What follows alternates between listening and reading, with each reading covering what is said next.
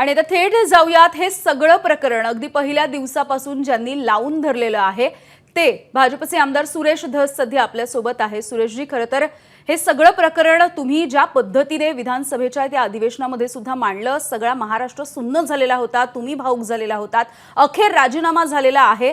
समाधान वाटतंय का राजीनामा झाल्याच्या नंतर, की आणखी पुढे काही व्हायला हवंय? नाही नाही, 100% 90% समाधान झालेलं आहे। अजून 10% समाधान सप्लिमेंटरी चार्जशीट आल्याच्या नंतर आणि ह्यांचे हे जे सगळे आरोपी आहेत, जे हैवान राक्षसांचे मावस भाऊ आणि हे कोणत्या म्हणजे कसले भंगार लोक आहेत, हे सगळे फाशीवर ज्या दिवशी जातील त्या दिवशी 100% समाधान भेटेल आम्हाला, देशमुख कुटुंबियाला, मसाजोगकरांना आणि संपूर्ण राज्याला सुद्धा समाधान त्याच वेळेस 100% वाटेल। आज 90% समाधान झालं। ज्यांचा राजीनामा व्हायला पाहिजे होता त्यांचा राजीनामा झालेला आहे। त्याबद्दल मुख्यमंत्री आणि उपमुख्यमंत्र्यांचं मी मनापासून या ठिकाणी आभार मानतो।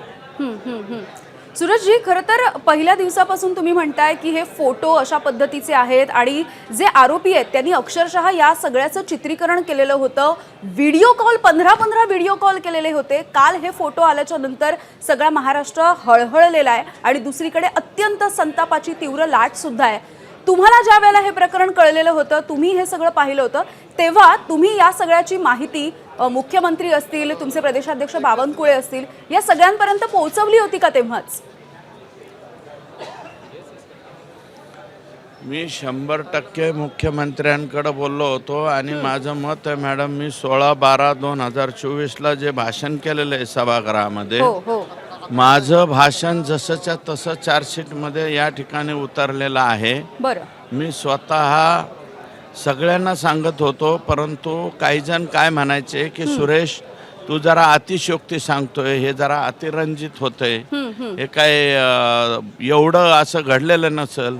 मी म्हणलं याच्यात चौकशी होऊन जाऊ द्या, चौकशी झाल्याच्या नंतर त्या ठिकाणी सगळं पुढे येईल, बाहेर येईल, असं मी त्यांना त्या ठिकाणी म्हणालो होतो। सुरेशजी, तेव्हा पण आम्ही बघितलेलं आहे, म्हणजे तुम्ही ज्या उद्वेगाने बोलत होता तेव्हा जसं तुम्ही म्हणताय अतिरंजित ठरवलं गेलं होतं, तुम्हाला सुद्धा गप्प करण्याचे प्रयत्न झाले। कोण होती ही माणसं तुम्हाला गप्प करणारी आणि कोणाला हे सगळं बाहेर येऊ द्यायचं होतं? हॅलो, माझा आवाज पोहोचतोय तुमच्यापर्यंत? कट झालंय। हॅलो, सुरेश धस यांच्यासोबत पुन्हा एकदा जोडलं जाण्याचा प्रयत्न करूयात। अगदी पहिल्या दिवसापासून ते या सगळ्या प्रकरणावरती लक्ष ठेवून आहेत आणि स्वतः त्यांनी ज्या पद्धतीने सांगितलंय, मुख्यमंत्री असतील, त्यासोबतच त्यांचे प्रदेशाध्यक्ष बावनकुळे असतील, या सगळ्यांकडे अगदी पहिल्या दिवसांपासून त्यांनी हे प्रकरण लावून धरलेलं होतं, याची वेळोवेळी माहिती सुद्धा त्यांनी दिलेली होती। आज अखेर 84 दिवसांच्या नंतर साधारणपणे 3 महिने होत आलेले आहेत, आता राजीनामा देण्यात आलेला आहे। सुरेशजी सुद्धा पुन्हा एकदा आपल्यासोबत जोडले गेलेले आहे। सुरेशजी, माझा प्रश्न इतकाच आहे की 84 दिवस लागतात, 90 म्हणजे साधारणपणे 3 महिने झालेले आहेत, इतके दिवस लागतात राजीनामा होण्यासाठी आणि आता कारण दिलं जातं, पक्ष म्हणतो, महायुती म्हणते नैतिकतेच्या मुद्द्यावरती राजीनामा दिलाय आणि दुसरीकडे धनंजय मुंडेंचं ट्विट तर तुम्ही पाहिलेलं असेल, ते म्हणतात की मी आजारी आहे म्हणून राजीनामा देतोय।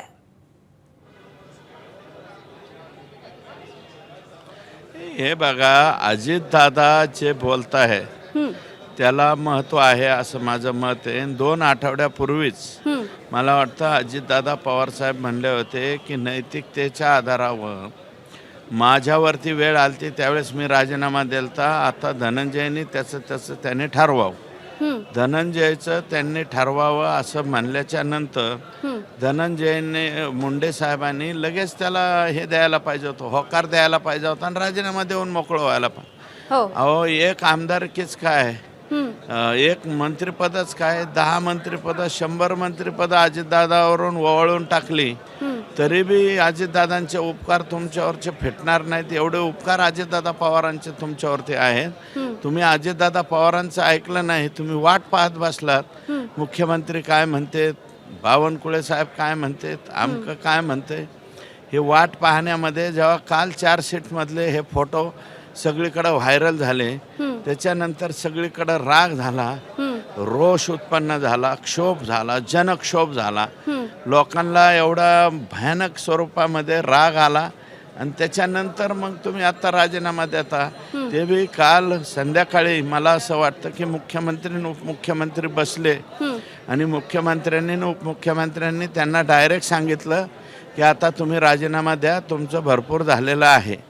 आणि मग आज राजीनामा दिलाय.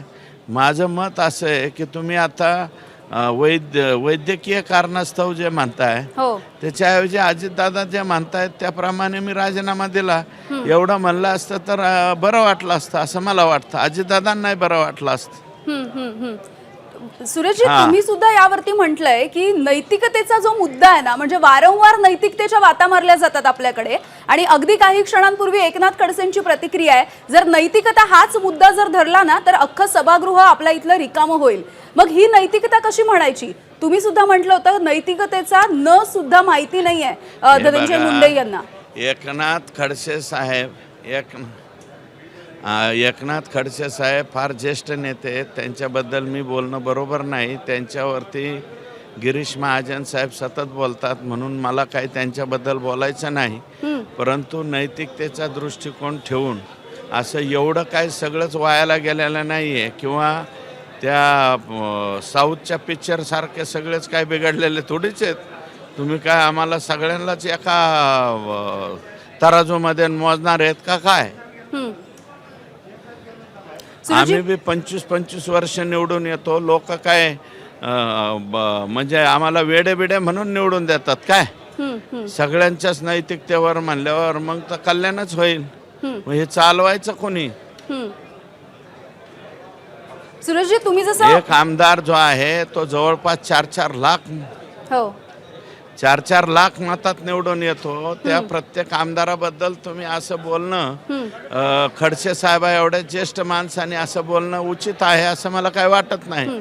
तुर्तास सुरेशजी, आपण नैतिकता हा मुद्दा बाजूला ठेवूयात, पुन्हा याच मुद्द्यावरती येऊयात. तुम्ही जसं म्हणताय की एक आमदार 4-4 वेळा निवडून येतो आणि इतके वर्षानुवर्ष म्हणजे 25-25 वर्ष साधारणपणे आपल्याला आपला जो काही प्रभाग आहे, आपला मतदारसंघ आहे, आसपासचा जिल्हा आहे, सगळं माहिती असतं.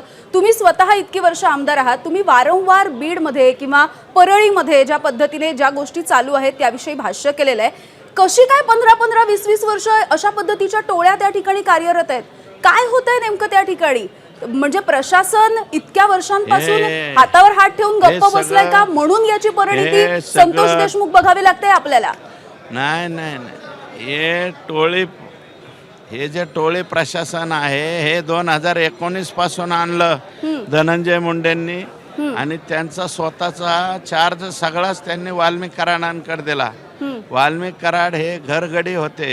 एका घरगाड्याच्या हातामध्ये जिल्हा देऊन टाकला, एका घरगाड्याच्या हातामध्ये संपूर्ण कृषी खातं देऊन टाकलं. त्या कृषी खात्यात सुद्धा 300 कोटीचा घोटाळा यांनी केला. अहो, पैशाला मापच राहिलं नाही ना. म्हणून अर्ध कांबरा इतकं मराठवाडा पाण्याखाली गेलेला असताना यांना रश्मिका मंडाना आणू वाटतात तिथं. मग आता कसं काय करायचं? यांनी नवीन संस्कृती आणली धनंजय मुंडे साहेबांनी. सलाम आहे त्यांच्या संस्कृतीला. त्या हरियाणाची एक हिरोईन नाही होते का ती सपना चौधरी, ती डान्स करायला कुठं तर परळीला. हिरो आणायचा, हिरोईन आणायच्या, झकपक दाखवायची. हे नवीन इव्हेंट मॅनेजमेंट पॉलिटिक्स यांनी तिथं आणलं आणि त्या इव्हेंट मॅनेजमेंटचे चटके यांनी अजित पवारांना आणि ह्यांना सुद्धा दिले. अजितदादा स्वतः म्हणले होते, बस शिवराज सिंग चौहान आलते त्यावेळेस आणि देवेंद्रजी सुद्धा होते, एकनाथ शिंदे साहेब होते. अरे म्हणले मला चटके बसले, इतकं तुम्ही ते लाइटिंगचं हे केलंय. म्हणजे बोलवलेल्या पाहुण्याला चटके देणे इथपर्यंत सुद्धा यांची मॅनेजमेंट गेली. त्याच्यामुळं हे असलं पसारा यांनी तिकडून आणि परळी पुरतच मर्यादित होतं. खून, मर्डर हे ते यांनी कार्यक्षेत्र वाढवलं. मग केजकडे सरकले, अंबाजोगाईकडे सरकले, फार आमच्या आष्टी पाटोदा शिरूरपर्यंत यांच्या गँग्स ऑफ वाशेपूर तयार व्हायला लागल्या आणि त्याचे हे परिणाम आहेत. सुरेशजी, जो उल्लेख तुम्ही करताय वाल्मिक कराड याचा उल्लेख तुम्ही केलेला आहे आणि त्याचं नाव आता चार्जशीट मध्ये आलेलं आहे. त्याला अटक आधीच झालेली आहे आता जर आपण चित्र बघितलं तर वारंवार हीच मागणी केली जाते की ज्या धनंजय मुंडे यांचा राजीनामा पहिल्या दिवसापासून मागितला जात होता त्या धनंजय मुंडे यांना सह आरोपी केलं जावं. तुमची सुद्धा हीच मागणी आणि का नेमकी ही मागणी केली जाते? का असं वाटतंय सगळ्यांना की आता सह आरोपी करायलाच हवंय? हे काय खंडणीमुळे हे प्रकरण घडलेलं आहे आणि या खंडणी प्रकरणामधली एक बैठक 19 जून का 19 ऑक्टोबर बहुतेक ऑक्टोबर ही बैठक माननीय धनंजय मुंडे यांच्या सातपुडा ह्या बंगल्यावरती झालेली. मग त्या सातपुडा ह्या बंगल्यावरती ही जर बैठक झाली असेल तिथले CDR सापडले तर खंडणीच्या गुन्ह्यामध्ये 100% धनंजय मुंडे साहेब सुद्धा येऊन बसतात असं माझं मत आहे, म्हणजे प्रांजळ मत आहे. मग आता सप्लिमेंटरी चार्जशीटचा अधिकार SITने राखून ठेवलेला आहे.